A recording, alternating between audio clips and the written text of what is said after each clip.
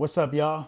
I'm King Hendrix with the Climbers Code, and this episode is about my journey to becoming a staff writer and journalist for the largest prison newspaper in America. Welcome. So we know that you finished at the Echo newspaper and you became one of the best writers they had there on staff. But let's start at the beginning. How did you get into the Echo newspaper? What did you know about it? Did you know anything about it before? How did you hear about it? Let's start there. I landed on my transit unit in the Texas Department of Criminal Justice in 2018. After spending about a year in county jail. So while I was in county jail, I heard nothing about the Echo prison newspaper. They weren't receiving them there in county jails. When I got to TDCJ, though, this is prior to tablets, right? There were no tablets. There were no form of entertainment or stimulation for the mind. So your outlet was reading books, magazines, anything you can get your hand on, newspapers. I mean, I don't know anything about certain cities, but like for instance, Houston. I've been to Houston once. Again, I'm from California. For perspective, how long were you in Texas before you got locked up? 6 months. So you didn't know anything about really any city. California kid, grew up there your whole life and you were only here 6 months. Yes, 6 months in Texas prior to incarceration. But I've been in Texas for about 8.5 years now. Right. All of that time in prison. But I didn't know much about anything. However, reading and just consuming anything that you can get your hands on so that you can stimulate your mind, right? So one of my favorite reads was the Houston Chronicle. A buddy of mine, a neighbor of mine, he was receiving the Houston Chronicle. So when he was done reading it, it'd come to me.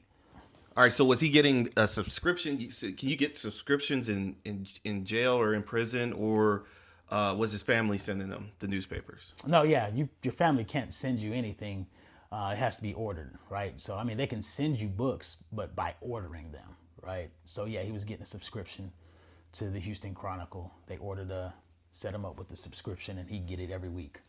So, shout out TJ for that one. You know what I'm saying? That was my first real experience, with reading newspapers, sitting there in the morning with my cup of coffee, reading a newspaper, right? As cliche as that may sound. Echo kind of gave you a sense of normalcy. Yeah, for sure. Yeah. For sure. Most definitely a sense of normalcy. Absolutely. So the Echo prison newspaper would also come in. And I think reading that Houston Chronicle, kind of just the touch and the feel of an actual newspaper in your hand, you're up in the morning and you're getting used to that. And TJ, he ended up getting moved. I think he ended up going to another unit or something like that. And so did his newspaper. So I was kind of left without.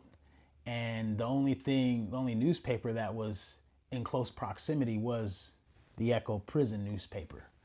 That's how I start reading about that. It's had a lot of stuff in there about, education and college, and, they would have pictures. You get pictures of, other inmates graduating this college or this program, or, it was a lot of programming in there.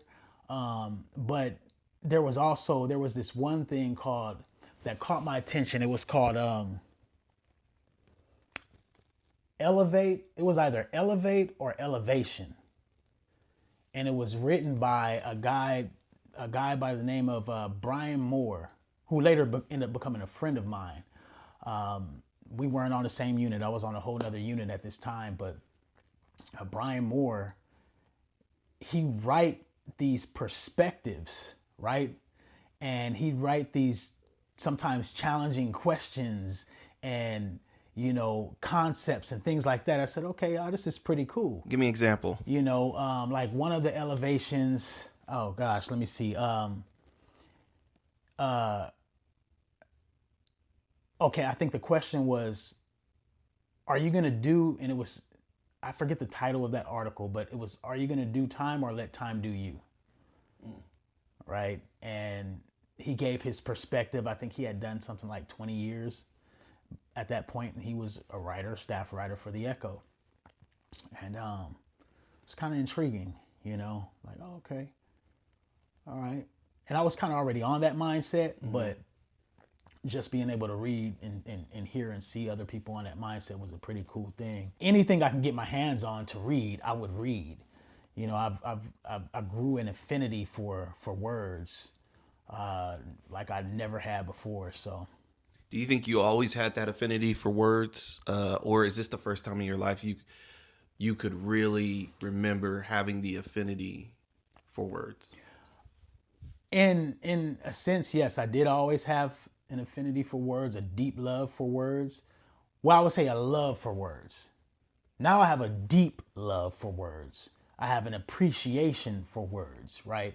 I didn't appreciate words, but I knew that I liked it. In fact, one of my names, and some of y'all that will probably be watching this will remember back in society prior to incarceration, was the wordsmith, right? It was a previous friend of mine. It's no longer a friend anymore, but we both loved words, and he called himself the linguist, and I was the wordsmith, and we'd come up with all kind of just different little things. But I think my first glimpse and my first experience with words was when I was 9 years old, and I wrote my first rap, at 9, and just being able to put together words in a cohesive statement. Yeah, word composition.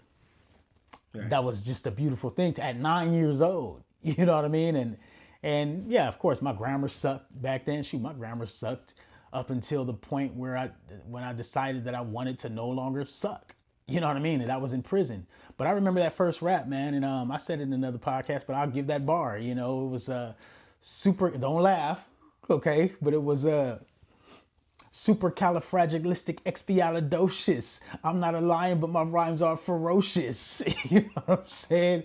That was my first, and it's funny that I'm saying this in front of a mic right now. I feel like I'm in a studio, but that was my first experience with words. And at that moment, I'm like, yeah, I didn't understand at that time that it was words that I loved. I just thought, oh, I love rapping. I love rapping. And so I rapped. I wrote so many lyrics, countless, hundreds of lyrics. So fast forward in time, you're back, you're reading the Echo, you're reading these elevations, and that's your first experience with the Echo. So what happens next? Well, I won't say it was the Echo that gave me this affinity for words, because it wasn't, right? So it was just reading books. Books is where I really began to, and it's one of those things that you're locked up. You're either in a cage or you're in a box that's a little bit bigger, but it's less privacy, right? Which is called a dorm. And you're locked up. You're at the end of the day, you're caged like an animal. And so to gain a sense of humanity,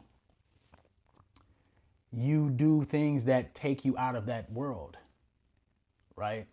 So living vicariously through people and characters on a page is one of the best ways to remove yourself from that environment, because your body, you can't control how free that is when you're in that place, but you can control how free your mind is, right? So I would read and consume so that And that's why I read so many novels.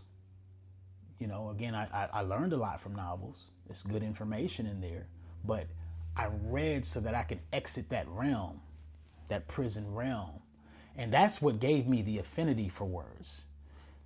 It went from there to, oh, I really enjoy reading, which I never did, right? So now I'm reading all kinds of things, psychology books and philosophy books and history books and archaeology and magazines, National Geographic and science magazines, technology magazines, journals, whatever I can get my hands on, as well as newspapers, right? And so I decided that, you know what? This is what I want to do for the rest of my life. I want to write. I love words that much that I can do this for the rest of my life. I want to write. I didn't know how to write. I didn't know the first thing about constructing a novel. I knew that there were novels that I liked and novels that I didn't like. The urban community in prison, the incarcerated, minority, which is actually the majority, but, the bulk of their reading is going to be something called urban novels. And you have a couple of good writers in that urban novel genre, but the majority of writers in that realm, they don't know how to write. Sentence structure is horrible. Grammar sucks. Punctuation is even worse. I don't know where to put a comma or an exclamation mark or a semicolon or a colon. Probably don't even know what those things are. And I didn't enjoy reading those books. If I had nothing else to read, I would read it and I'd suffer through it, right? But it was when I got my hands on the Walter Mosley's, right? My favorite author. Hands down, by far, bar none, my favorite author is Walter Mosley. He's the author of the Easy Rawlins series. Devil in a Blue Dress was made out of a book that he wrote. In fact, that was his first novel he wrote, which was made into a movie with Denzel. For you, it was more about the quality and the construction of the novel. And for others, it was just junk, or it wasn't as much of quality is what I'm hearing you say. Yes. And so it wasn't pushing their mind to that next level of thinking. They weren't seeing words that they weren't accustomed to before, because they would see the same words, but maybe in your novels you'd see a word that you had never heard or seen of, and then you want to look up the definition of that word. What does that word mean? Or things that they. It's almost like you're saying you wanted to read books that really pushed your mind to the next level. Most definitely, right? I kept the dictionary with me. In fact, my dictionary got so torn up. It's still in my property, and the rest of my property should be here from the prison unit I come from, this coming week. So you guys get to see that. It was an Oxford dictionary. Why is it important to read quality novels or those types of novels? Well, for me at first it was, again, I began this love relationship with words, right? So when you see something or someone you love being misused or abused, you don't like it, right? And that was that relationship that I had with words. I love words so much that I'm like, you're using her wrong. What are you doing with her? What are you doing with her? Don't do that to her. Right? It became this love relationship. So, and I didn't want to abuse her, which is why I had dreamt up this novel idea. It was like a movie that played in my mind when I dreamt this up. It's called I Nostalgia. It's one of the manuscripts. It's a novel. It's one of the manuscripts that I came out with. I have to do some major editing on this one because this was the first one, right? And it was so complex of an idea that I said, you know what? I'm going to set this down. I still have a few chapters unfinished in there, probably about 5 or 6 chapters unfinished in there. And I said, I'm going to set this one down and start something else because it's such a complex idea. But before I even picked up the pen to write I Nostalgia, I said, you know what? I don't want to be like one of these urban novelists, you know, and there are some good ones. Eric Jerome Dickey, he's a great writer. You know, Sister Soldier, she can write, like she can really write. But there are others, and I don't knock them. It's just it wasn't for me, right? So I didn't want to go down that path of just putting out junk when it comes to structure and grammar and all of that. So, So at this point, you're learning that you want to write, and this is when the thought enters your head to pick up a pen and start crafting story and crafting words into stories and things of that nature. And how do you get from that point to your first experience with the Echo?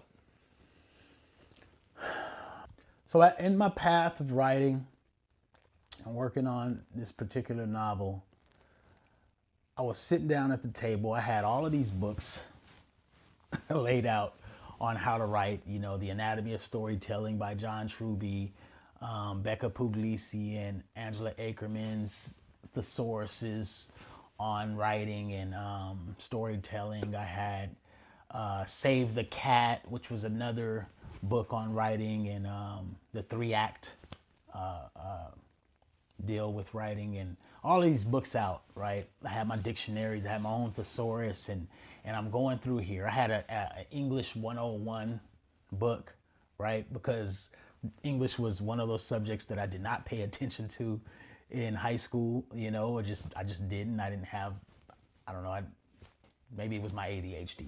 So I'm sitting here and I'm working on all this stuff, and this guy named Tone, and he comes up to me, he's like, man, you know, Callie, they called me Callie at this time. This was prior to them calling me King or me accepting the name of King, and that's a whole nother story. But Tone comes up and he says, man, you need to get in college, bro. And what unit were you on at this point? On Garza. Garza. Yeah, I was on Garza East. I was on Garza West, then ended up from Garza West for a couple of months to Garza East. Okay. And I had spent 10 months on Garza East. And so Tone comes up, and he's from San Antonio, and he's, you know, older brother. And he said, man, I see you, bro. Like, I see you at this table every morning like clockwork. You got your coffee, you wake up early, you know, you work out, you sit down, and you grinding, man. But I'm telling you, you need to get in college. You are a perfect fit for it. And prior to that, I hadn't thought about it. I've read in the newspaper about, you know, certain college programs inside of the Echo, you know, but it wasn't something that was on my mind. And he kind of put it on my mind. I said, you know what, I'm gonna think about that. A couple weeks go by, a week or two goes by, and he fills out an I-60. Bring it over, tell me to sign it. I'm like, look at Toad, man, you, okay. So what's an I-60? I-60 is a form, a request form. For pretty much anything that you're requesting, you have to put it on what's called an I-60.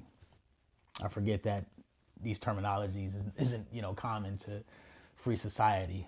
Whether it's medical, whether it's educational, whether it's an issue you're having, whatever, you fill out an I-60. And so he filled out an I-60, addressed it to Lee College, and was like, man, sign this. And I'm like, all right, Tone, you know what? I'm going to sign it.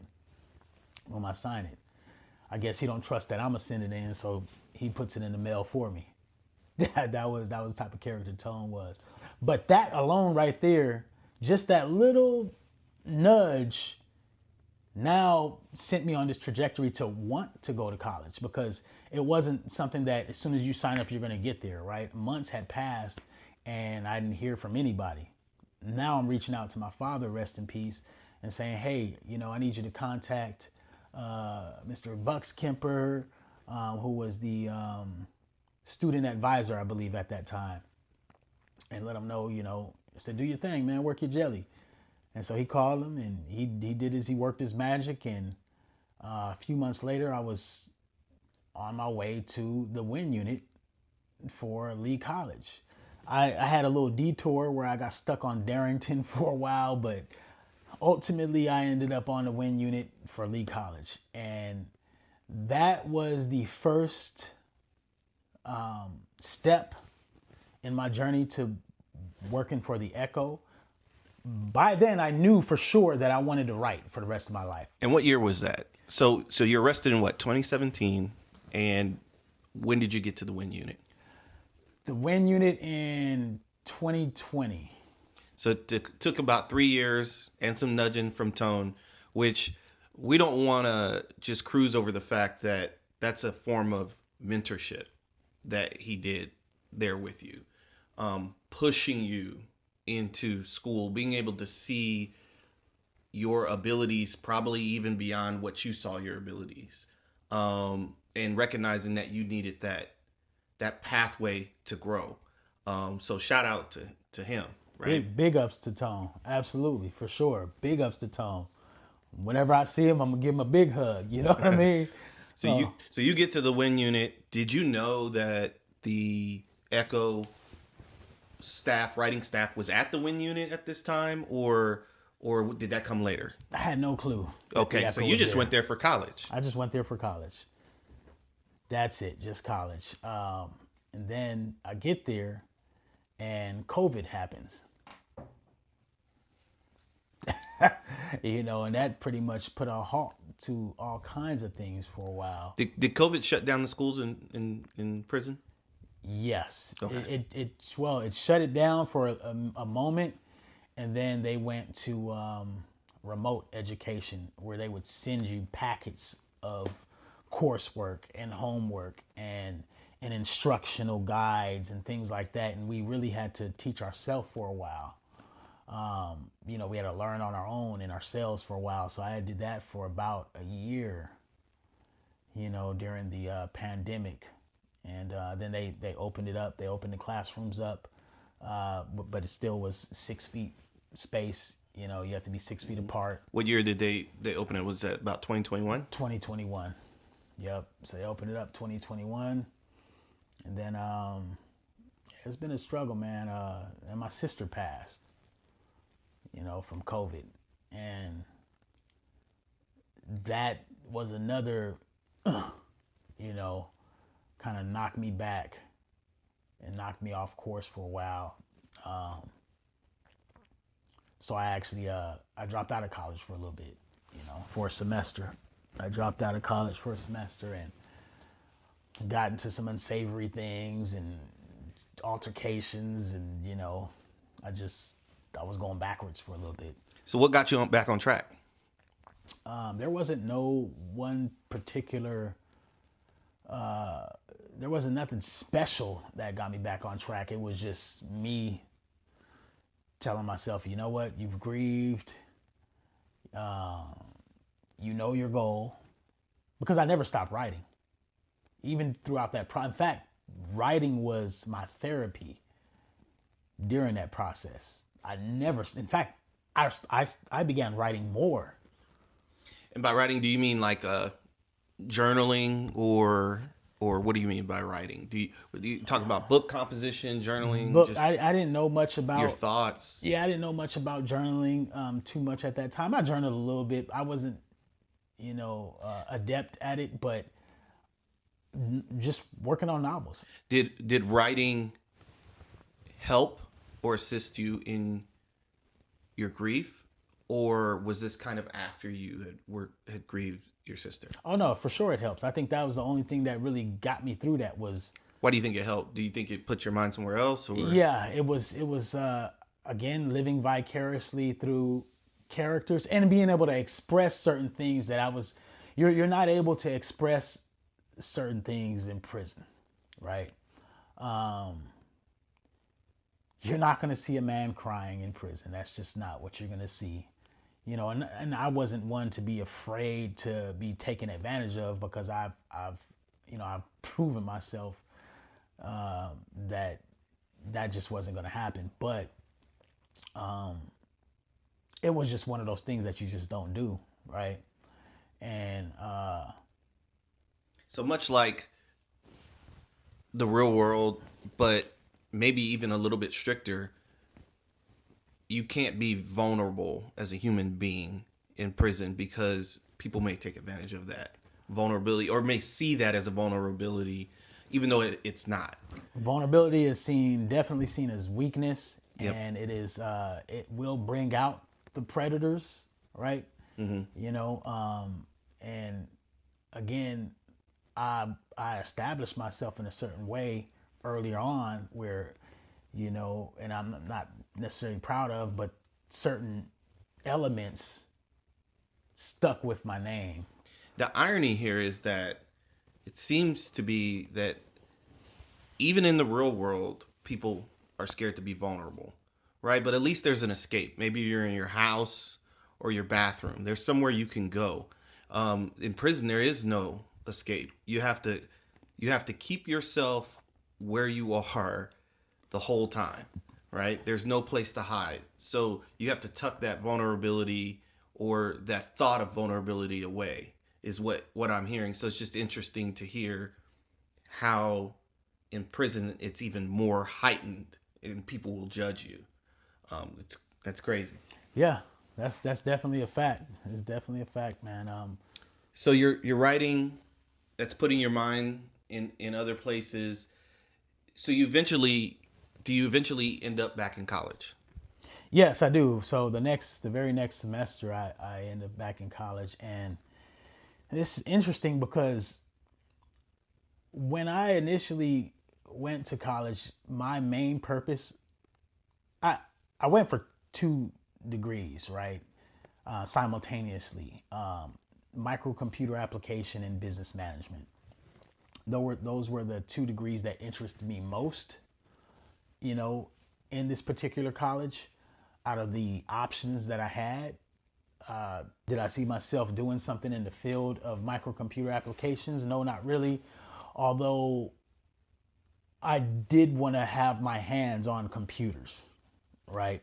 So business management, yes, I can always use the skills of business management that I learned. But I really went there to heighten my skills in 2 things: writing and speech.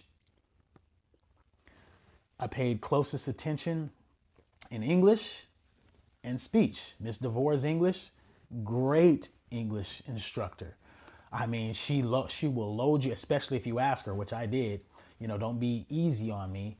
She loaded me up with work, essays, and just books to read and how to decipher these things, and then correcting your sentence structure, grammar, punctuation, and she did her thing. She sharpened my skills for sure. And Miss Professor Honeywell in speech, the speech instructor, great speech instructor. She knows speech, every element of it. So I had I think I had a few classes left in that semester when my sister passed. I had a high enough grade in Miss Honeywell's class to, if I missed these classes, I knew I'd pass still, right? Maybe a C. But because, you sometimes you gotta be careful what you ask for, right? You ask for someone to be a little harder on you, well, then they'll be a little harder on you. And she ended up failing me. Oh, wow. And so for which class was this? Speech. For speech. Oh, okay. So she failed me, right? And I'm like, F, I know I definitely had an A, and I missed a few classes and one test. For sure, at the very least, I would walk out this class with a C. And this is Miss Honeywell, right? Miss Honeywell. Yeah. Holding you accountable. Holding me accountable. right? And so I go back after my whole little ordeal was the following, not that next semester, but the following semester, I go back and I ask her, I say, hey, you know, why did you fail me? And she said, cause you have so much potential and you just missed this and you shouldn't have missed that test and you missed that last speech and I want to hear your last speech. You serious? That's why you failed me? And I tell her why, what happened. My sister passed and everything. And she's like, oh, well, you should have just came and told me that, and I didn't. But I took responsibility. I said, all right, well, I'm going to sign back up for your class. Sign back up for a class. I had an edge up on everybody else in the class because I already took it once. But there was this particular speech that I had given. And anytime you're going to give a speech, you write out your speech first and you give it to her. And she checks it out. And then you'll give your speech the following week. And so she invites a special guest that she wants to invite, so he can hear my speech. A guy by the name of Tracy Williams, who's a friend of mine. I have to get in contact with him. He's the director of reentry, the reentry program, reentry department in Lee College. And I give this speech called Know Thyself. Right? I had done tons of research on self-awareness and read journals, psychological journals. I've read books of philosophy on the subject matter. And, I became very well adept at self-awareness. And I gave a speech on it and it got a standing ovation, including Mr. Tracy Williams stood up clapping. He said, man, that's one of the greatest speeches I've ever given. He told me, he said, I'm going to give a speech. He had to give a speech like the following couple of weeks. He said, I'm going to use that one part you just said. Can I use that? I said, yeah, for sure. Go ahead. And right around that time, Miss Kaiser, who is still to this day the managing editor for the Echo Prison newspaper, she was in search for another staff writer. The Echo Prison newspaper is located on the same unit, the WIN unit, in the education department, right? And at this time, there were 7 seats in there, and I think they had 5 staff writers at the time. But these staff writers, who are also editors, put together from beginning to end the entire newspaper that is sent out and read by 120,000 inmates plus family members, right? So it makes it the largest prison newspaper in America. Mm-hmm. So she was looking for an additional writer to take some of the workload off of, some of the other guys, especially those who really wanted to focus on graphic design, which I ended up learning graphic design there too. Pretty good at that. But what she did was she asked Miss Honeywell and Miss DeVore if they could refer one student, past or present, to be a writer, staff writer for the Echo. Who would they choose? And they both gave her my name. What I find very interesting about this story, you had to repeat Miss Honeywell's class. You probably end up on the Echo anyway. But the fact that she saw potential in you, she failed you, you came back, this gave you almost double exposure in a way so that they could really learn who you are. So I find that very intriguing because now we're starting to see that things have their certain time and their certain path and are ordained in certain steps in a way. Had you just completed that class and moved on, who knows if you would have made it to the Echo. I'm sure you would have, but it's interesting that at that point in that time, they needed another staff writer and you happened to have just gone through the class, so you were fresh on the mind. So it's one of those things where I always I was analyze still it. in her class Oh, okay. when she asked. I always analyze things and go, things happen for a reason. We don't know the reasons, but sometimes things happen in certain steps and certain orders for that reason. Yeah, some things are unexplainable, right? But I was in her class, and we were concluding it, but I was still in her class, and she comes to me, Miss Honeywell, and she says, "How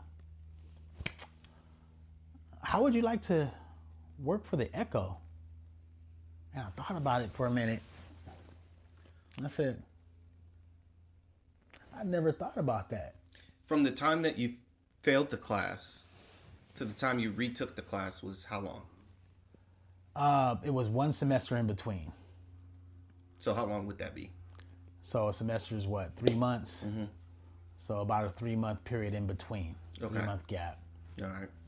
And then had you heard that the Echo was looking for anybody No, previously? no, Okay. no. I ended up meeting the guy that I was telling you about who wrote that section, Elevate or Elevation, I forget. Brian Moore, and he was actually a college student. He was in Lee College at the Win Unit as well. So we ended up becoming friends. Now I'm a friend with an Echo staff writer, but for a long time I didn't put the two together. I didn't even know because he didn't talk about his job, right? And I didn't even know he worked for the Echo. We just knew each other from class and passing. And so, I see him in the chow hall, which is, what we call cafeteria out here. And we sit down and eat, chop it up, because he was an intellectual. And, we had good conversations. But when I found out that he worked in the Echo, I didn't even put it together like, yeah, I want to be a staff writer, or I want to be a journalist or an editor, or I want to work for a prison news. That wasn't even on my mind. The only thing concerning writing was on my mind, was the novels that I were working on. I was simultaneously, because of my ADHD, working on 3 novels at once. Right. So they ask who they would recommend. They both say Hendrix. So then what happens? So Miss Honeywell comes, she asks me, she says, "How would you like to write for the Echo?" I said, I don't know. I haven't thought about that. She says, "I think you would be a great writer. Let me tell you what happened." And she tells me what I just told y'all. Miss Kaiser came and asked her, and she referred me and said, he'd be a great fit. I'm telling you, he'd be a great fit. And she's like, "I really think you should do it." And I'm like, you know what? The first thought that came to my mind was another one of my favorite authors, Stephen King. And I had just got, and his timing is amazing, right? I had just got done reading his book called On Writing, right? It's a black and white cover, him on the cover in front of like an old desk, computer desk in his house, I think. It's called On Writing. It's his memoir. And in his memoir, he just from the very beginning tells you his story. And he was a journalist. He worked for a newspaper. He was a staff writer for a newspaper. And he talked about his experience as a writer and writing for a newspaper and learning about AP style, which at that time I didn't even know what it was. And I didn't even really care to look it up, but it just was in my mind, right? Which is Associated Press style of writing. And I'm like, if staff writing or AP style of writing helped him become in any form the novelist that he is today, I'm good. I'm gonna do it for sure. So once that thought clicked, I said, you know what? Absolutely, I'll do it. What do I need to do? She said, "I'll just write her a letter, and explain to her who you are and yada yada yada."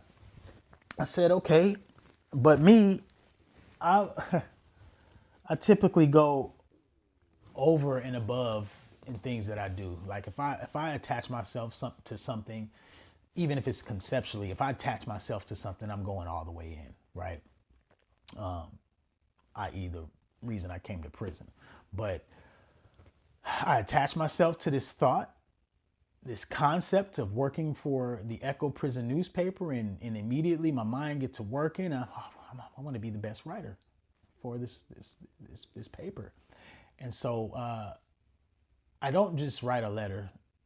I create a resume with all my past experience prior to prison. I asked my bro, shout out to my bro Vaughn, to send me some books on how to write AP style. And I just combed through them real quick because I got a week, right? So I'm combing through them, and I write 3 articles. I interview 2 people, and then I write an op-ed, an opinion piece. So I write 2 feature articles and an opinion piece. And in hindsight, looking back on them, they were trash, right? Compared to what the writer I am now. But what it did was it displayed potential to her. My writing skills had definitely elevated. They weren't AP, but she saw the potential. So when I hand delivered this basically media package, of my skills, she was taken aback. She's sitting in the office with Miss McVeigh. First time I met her as well. Amazing person. And they're like, wait a minute. They're looking at each other like, what is this? I said, yeah, it's my resume. And then I wrote 3 articles in there. So they're like, okay, wow. All right, well, definitely, we'll get back with you. And so she reaches back out. I come back, I interview. She tells me right there, you got the job. And what year was this? This is in 2022 or 23. I just quickly want to tell y'all about A Compass State of Mind, how to successfully navigate the rough waters of incarceration. This is the first book that I published, not the first book that I wrote, but the first book that I published. And I published it specifically for those inside of incarceration, right? Those that are in prison. However, I quickly learned that it's for everybody. First and foremost, if you have a family member that is inside, they need this book. There are specific tools and steps. This is a code. Self-awareness is the first teaching inside of here, and we go through everything to how to understand prison culture, rules, how to operate, how to gain a high moral compass, how to set goals, not only set, but execute and evaluate those goals. Listen, click the link in my bio, A Compass State of Mind. It's on Amazon.